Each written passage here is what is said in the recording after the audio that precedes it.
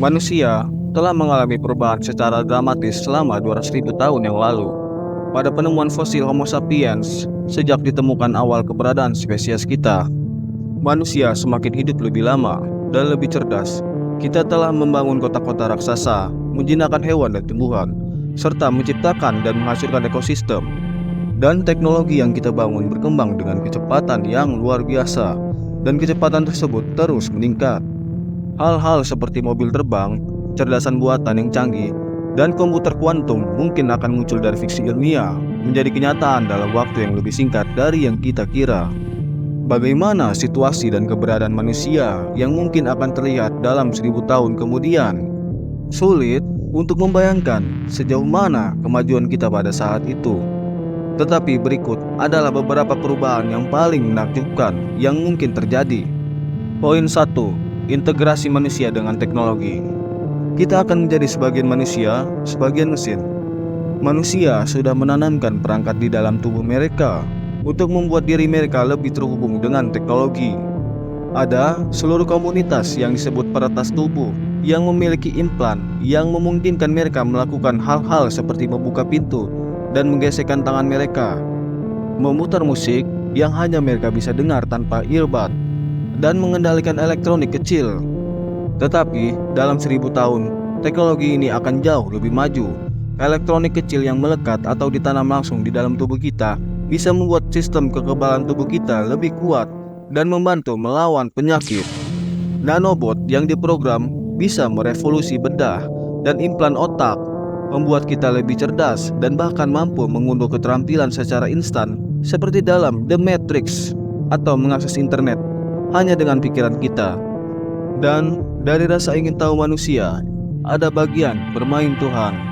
Dari kemungkinan dari pengeditan gen hewan hingga manusia. Poin 2. Rekayasa genetika hewan dan manusia. Rekayasa genetika hewan bertujuan untuk memodifikasi genetika hewan pada tujuan tertentu yang bermanfaat bagi pertanian, konservasi, dan kedokteran melalui manipulasi genetik. Hewan ternak dapat dibuat tahan penyakit dan menghasilkan daging berkualitas lebih tinggi, berkontribusi pada pertanian berkelanjutan, dan dalam konservasi. Hewan rekayasa membantu melestarikan spesies yang terancam punah dengan memperkenalkan gen tahan penyakit. Selain itu, dalam kedokteran, model hewan yang dimodifikasi secara genetik membantu dalam penelitian penyakit dan dapat menghasilkan farmasi seperti insulin. Cloning melengkapi upaya ini dengan menciptakan organisme yang genetiknya identik, berguna untuk tujuan konservasi dan penelitian dalam pertanian. Namun, kekhawatiran etis tetap ada, termasuk kesejahteraan hewan dan keragaman genetik. Pembuatan makhluk mitos tetap bersifat spekulatif. Tetapi, kemajuan yang sedang berlangsung dalam rekayasa genetika menjanjikan inovasi lebih lanjut. Beberapa manusia telah mengubah gen mereka. Beberapa orang ingin berpartisipasi bermain Tuhan, dan mereka bereksperimen pada diri mereka sendiri. Dalam prediksi dari waktu ke waktu, banyak manusia mungkin akan mengabaikan etisme. Saat ini, para peneliti sedang menyempurnakan teknik pengeditan gen yang disebut CRISPR, yang bisa segera memungkinkan kita untuk merancang manusia lebih sehat dan lebih kuat.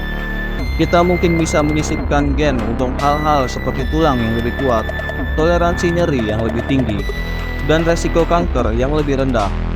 Bahkan, beberapa mutasi alami bisa terjadi. Kita mungkin secara tidak sengaja mengembangkan warna mata baru seperti fuksia, atau mengembangkan kemampuan baru seperti pendengaran atau penglihatan yang lebih sensitif.